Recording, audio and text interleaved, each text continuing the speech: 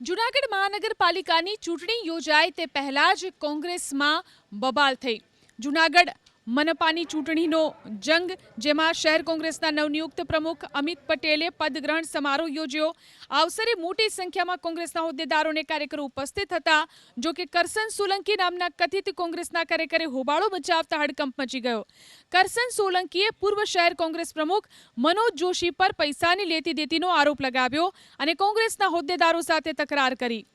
આખરે પોલીસે કરસન સોલંકીની અટકાયત કરી. તો આ મામલે નવનિયુક્ત શહેર કોંગ્રેસ પ્રમુખ અમિત પટેલ અને જૂનાગઢ મહાનગરપાલિકા ચૂંટણીના કોંગ્રેસના પ્રભારી પૂંજા વંશે સફાઈ આપી.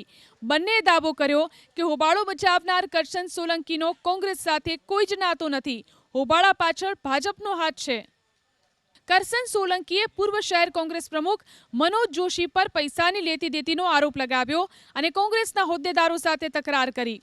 આખરે પોલીસે કરસન સોલંકીની અટકાયત કરી. તો આ મામલે નવનિયુક્ત શહેર કોંગ્રેસ પ્રમુખ અમિત પટેલ અને જૂનાગઢ મહાનગરપાલિકા ચૂંટણીના કોંગ્રેસના પ્રભારી પૂંજા વંશે સફાઈ આપી. બંનેએ દાવો કર્યો કે હોબાળો મચાવનાર કરસન સોલંકીનો કોંગ્રેસ સાથે કોઈ જ નાતો નથી. હોબાળા પાછળ ભાજપનો હાથ છે.